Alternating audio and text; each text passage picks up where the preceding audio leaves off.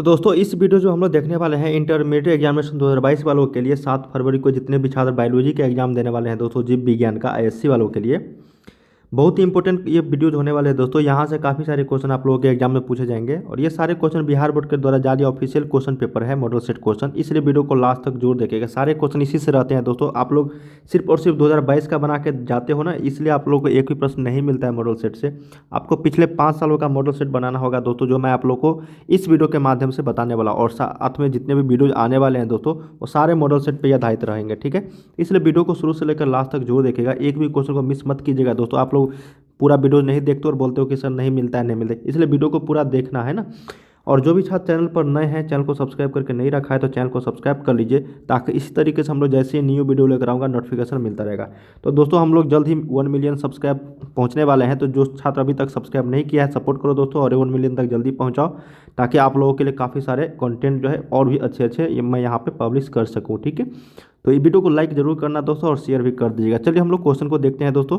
Video को शुरू से लेकर लास्ट तक जरूर देखिएगा, ठीक है। टेलीग्राम पे सारे छात्र जुड़ जाना, क्योंकि वहीं पे आप लोगों को मिलेंगे वायरल क्वेश्चन पेपर और साथ में आंसर की, और जो भी एग्जाम से रिलेटेड ऑफिशियल न्यूज़ होंगे वहीं पे आप लोगों को पब्लिश किया जाएगा। तो चलिए दोस्तों शुरुआत करते हैं। पहला क्वेश्चन, ठीक है। क्वेश्चन है दोस्तों 36 नंबर। इससे पहले मैंने 1 से 35 तक क्वेश्चन कर रखा है। जो छात्र नहीं देखे जाके देख सकते हैं दोस्तों, पहला पार्ट, ठीक है। चलिए 36 नंबर नहीं तो लिंक आपको डिस्क्रिप्शन में मिल जाएंगे। 36 नंबर है कि ओपेरॉन एक का एक जीन जो रिप्रेसर प्रोटीन बनाता है उसे क्या कहा जाता है। एक बार फिर से मैं बता दूं दोस्तों, आप लोगों को 70 क्वेश्चन रहेंगे, जिसमें आपको 35 का ही जवाब देना है। जो आपको नहीं बने उसको छोड़ते चले जाना है। हो सकता है अगला क्वेश्चन उससे भी ईजी हो जाए, ठीक है। इसलिए 70 में आपको 35 का ही जवाब देना है। 36 अगर रंगोगे ना दोस्तों, 36 तो गलत, मतलब उसका कोई वैल्यू ही नहीं रहेगा, है ना। आप 35 के अलावा अगर रंगते हो तो इसलिए सोच समझ के आपको 35 का ही जवाब देना है। चलिए अगला क्वेश्चन देखते हैं कि ओपेरोन का एक जीन जो रिप्रेसर प्रोटीन बनाता है उसे क्या कहा जाता है। Operator, promoter gene, regulator gene या फिर संरचनात्मक जीन। तो 36 का जो राइट आंसर हो जाएगी दोस्तों वो आपको हो जाता है यहाँ पे रेगुलेटर जीन। ऑप्शन नंबर यहाँ पे 36 का सी हो जाएगा, ठीक है। चलिए अगला क्वेश्चन देखते हैं 37 नंबर। कहा गया कि टेटनेस द्वारा उत्पन्न विष किससे प्रभावित करता है। तो टेटनेस द्वारा उत्पन्न विष जो प्रभावित करता है दोस्तों वो आपका हो जाएगा यहाँ पे स्वैच्छिक मांसपेशियों को। किसको? तो स्वैच्छिक मांसपेशियों को। ऑप्शन नंबर यहाँ पे बी हो जाएगा 37 का।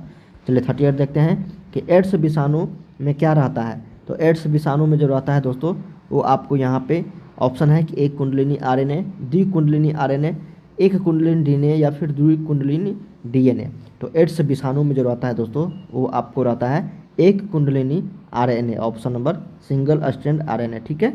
चलिए अगला क्वेश्चन देखते हैं 39 नंबर। कहा गया कि तंबाकू की लत किसके कारण होती है। तो तंबाकू की जो लत होती है कैफीन, हिस्टामिन, कोकेन या फिर निकोटीन। तो इसका राइट आंसर हो जाएगा दोस्तों निकोटीन। ऑप्शन नंबर यहाँ पे डी हो जाएगा निकोटीन, ठीक है। चलिए घरेलू कचरा किस प्रकार के प्रदूषण का गठन करता है। तो घरेलू कचरा जो होता है दोस्तों वो वायु प्रदूषण, बहिस्राव, जैव नमनीकरणीय प्रदूषक या फिर जैव अनमनीकरणीय प्रदूषक। तो घरेलू कचरा जो है किस प्रकार के प्रदूषण का गठन करता है, मतलब फैलाता है दोस्तों। तो इसका राइट आंसर हो जाएगी दोस्तों आपका जैव निम्नीकरणीय प्रदूषक, है ना। ऑप्शन नंबर सी हो जाएगा। चलिए अगला क्वेश्चन देखते हैं कि निम्नलिखित में से कौन जल प्रदूषण का सामान्य संकेतक जीव है। क्या क्वेश्चन है कि निम्नलिखित में से कौन जल प्रदूषण का सामान्य संकेतक जीव है। कोलेरा वीवरियो, है ना, ई कोली, साल्मोनेला टाइफी या फिर एंट अमीबा हिस्टोलिका। तो 41 का जो राइट आंसर हो जाएगी दोस्तों वो आपका ई कोली हो जाएगी। ऑप्शन नंबर यहाँ पे बी। चलिए अगला क्वेश्चन देखते हैं। कहा गया है कि बॉम्बे डक क्या है। बॉम्बे डक, तो बॉम्बे डक जो है दोस्तों झींगा, मछली, जलीय पक्षी या फिर समुद्री घोंघा। तो बॉम्बे डक जो है दोस्तों या इसका राइट आंसर हो जाएगी दोस्तों आपका मछली है ना। Option number B fish. चलिए अगला क्वेश्चन देखते हैं 43 नंबर कि लाइसिन से प्रचुर शक्ति रतन तथा प्रोटीना इनमें से किस में है। लाइसिन से प्रचुर शक्ति रतन तथा प्रोटीना इनमें से किस में है। चावल, गेहूं, कपास या फिर मक्का। तो 43 का राइट आंसर हो जाएगी दोस्तों मक्का। Option number D. चलिए अगला क्वेश्चन देखते हैं हम लोग कि बैल का वीर्य किस में संचित रहता है। तो बैल का जो वीर्य रहता है bulls semen is stored in तरल नाइट्रोजन, तरल कार्बन डाइऑक्साइड, बर्फ या फिर इनमें से कोई नहीं। तो 44 का राइट आंसर हो जाएगी तरल नाइट्रोजन। चलिए अगला क्वेश्चन देखते हैं कि रेशम के धागे में कौन सा प्रोटीन होता है। रेशम के धागे में केरेटिन, अल्ब्यूमिन, फिब्रोइन या फिर दोनों बी तथा सी। तो रेशम के धागे में जो प्रोटीन होता है दोस्तों ये आपका होता है फिब्रोइन, ऑप्शन नंबर सी हो जाएगा यहाँ पे, ठीक है। चलिए अगला क्वेश्चन देखते हैं 46 नंबर। कहा गया है आपका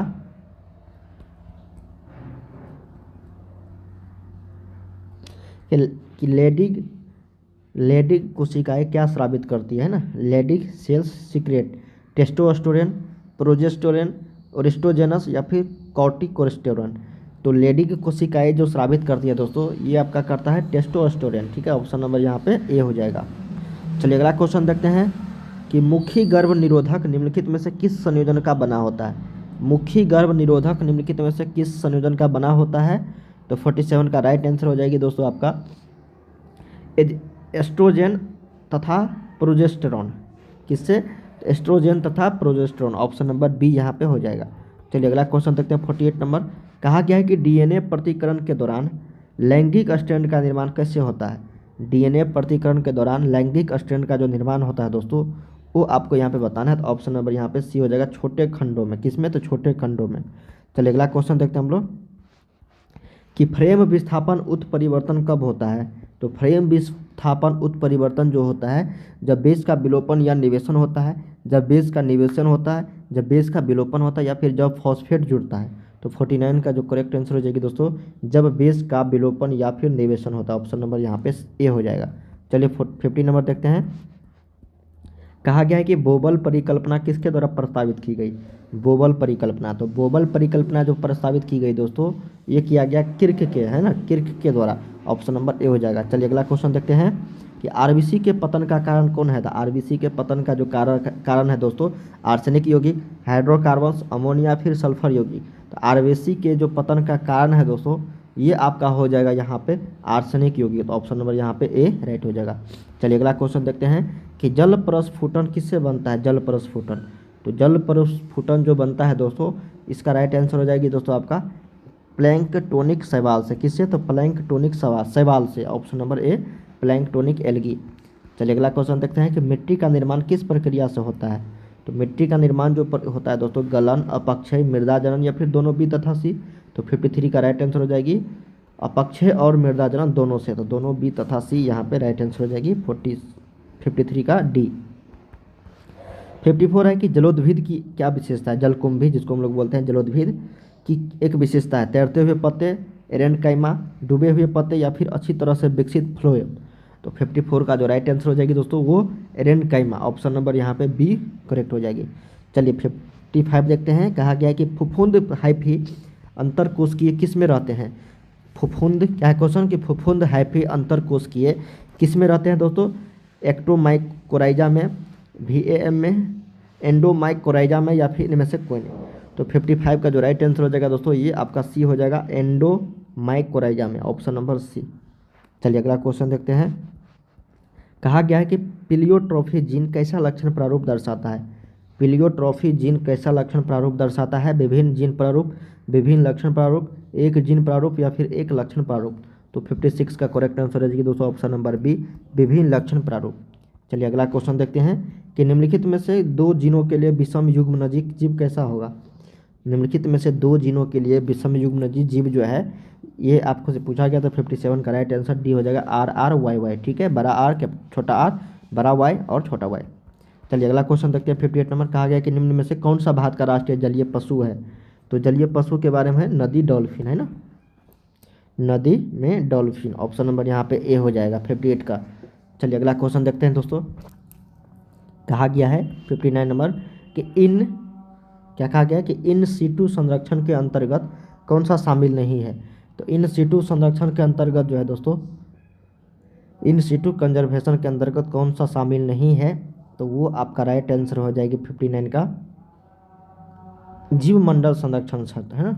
वानस्पतिक, प्राणी उद्यान, राष्ट्रीय उद्यान, अभयारण्य, ये देखो तीनों एक तरह का लग रहा है दोस्तों, लेकिन जीव मंडल संरक्षण क्षेत्र ये इन सीटू संरक्षण में शामिल नहीं है। तो ऑप्शन नंबर 59 का ए हो जाएगा। चलिए अगला क्वेश्चन देखते हैं कि आणविक कैंची जो डीएनए को विशिष्ट स्थल पर काटती है वह होती है। आणविक कैंची जो डीएनए को विशिष्ट स्थल पर काटती है वह है पेक्टिनेज एंजाइम, प्रतिबंधन एंड्रोन्यूक्लियस, या फिर पॉलीमरेज एंजाइम, या फिर लाइगेज एंजाइम। तो 60 का जो राइट आंसर हो जाएगी दोस्तों, वो आपका बी हो जाएगा, प्रतिबंधन एंड्रोन्यूक्लियस, ठीक है। Option number B. 61 है कि निम्नलिखित में से कौन SCID के लिए जीन थेरेपी में संवाहक के रूप में प्रयुक्त होता है? रेट्रो विषाणु, रोटा विषाणु, अरबो विषाणु या फिर पर्वो विषाणु? तो 61 का जो राइट आंसर हो जाएगी दोस्तों वो आपको रेट्रो विषाणु हो जाएगी, ऑप्शन नंबर ए। चलिए अगला क्वेश्चन देखते हैं कि कौन सा मनुष्यों में अवशेषी अंग है? कौन सा मनुष्यों में जो है अवशेषी अंग है? तो ये राइट आंसर हो जाएगी 62 का आपका निकटेटिंग झिल्ली, पूंछ कशेरुक या फिर अकल, इनमें से सभी, ऑप्शन नंबर डी 62 का। चलिए 63 नंबर देखते हैं कि बीटी कपास निम्नलिखित में से किसका प्रतिरोध करते हैं? बीटी कपास, तो बीटी कपास जो प्रतिरोध करते हैं दोस्तों निम्नलिखित में से कीटों से बीमारी, जीवाणु रोगजनक को, सूत्रकृमि परजीवी या फिर फफूंद रोगजनक को? तो 63 का जो राइट आंसर हो जाएगी वो कीटों से बीमारी, ऑप्शन नंबर ए। चलिए अगला क्वेश्चन देखते हैं। कहा गया है कि दोस्तों कि PCR में प्रयुक्त TAQ पॉलीमरेज का स्रोत कौन सा है? PCR में प्रयुक्त TAQ पॉलीमरेज का स्रोत जो है कौन सा है ना? थर्मोफिलिक कवक, थर्मोफिलिक जीवाणु, थर्मोफिलिक कवक, मिसोफिलिक कवक या फिर हेलोफिलिक जीवाणु? तो 64 का राइट आंसर हो जाएगी दोस्तों थर्मोफिलिक जीवाणु, ऑप्शन नंबर बी हो जाएगा। ठीक है। 65 है कि आनुवांशिक अभियांत्रिकी द्वारा इंसुलिन के उत्पादन में निम्नलिखित में से किसका उपयोग किया जाता है? तो इसका राइट आंसर हो जाएगा ई कोली। देखिए दोस्तों 70 क्वेश्चन है, 35 का जवाब देना। मैं बार बार बोल रहा हूँ, बहुत सारे छात्र यहाँ पे कंफ्यूज हो जाते हैं कि कहाँ से बनाने हैं। देखिए दोस्तों आप शुरू से करोगे स्टार्ट, जहाँ तक आपको 35 लगे कि हाँ यहाँ तक मुझे सही हो गया, बस आगे बनाना छोड़ दो। ठीक है, इसलिए दोस्तों 35 का ही जवाब देना है। 36 जवाब दोगे कोई फायदा नहीं है। चलिए 66 देखते हैं। योग्यतम की उत्तरजीविता का विचार किसके द्वारा प्रयुक्त किया गया था? योग्यतम की उत्तरजीविता का विचार किसके द्वारा प्रयुक्त किया गया था?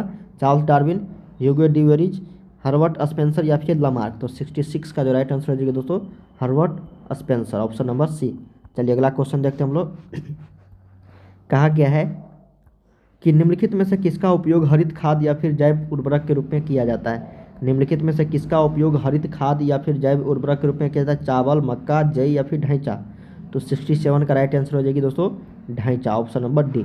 चलिए अगला क्वेश्चन देखते हैं कि निम्नलिखित में से कौन सा एक जीवनाविक कीटनाशक है? निम्नलिखित में से कौन सा एक जीवनाविक कीटनाशक है? बैसिल्स अस्पेटिलिस, बैसिल्स पोलिमिक्सा, बैसिल्स यूरिनजिएंसिस या फिर बैसिल्स ब्रेविस?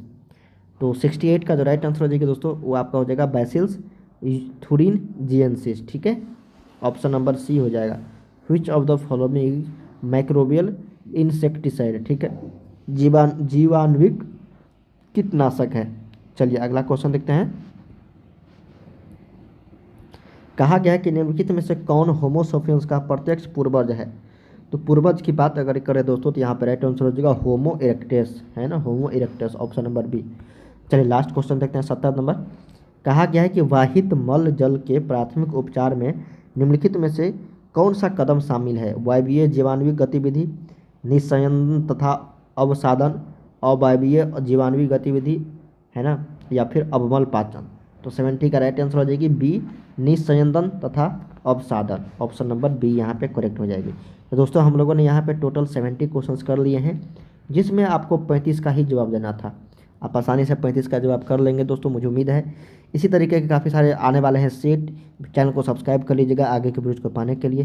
चलिए मिलते हैं हम लोग नेक्स्ट वीडियो में दोस्तों। वीडियो को लाइक करके शेयर जरूर कर देना। हाँ वीडियो के डिस्क्रिप्शन में आपको लिंक दिया गया है, जाके जरूर प्रैक्टिस सेट कीजिए। चलिए बाय बाय दोस्तों, एग्जाम्स के लिए बेस्ट ऑफ लक।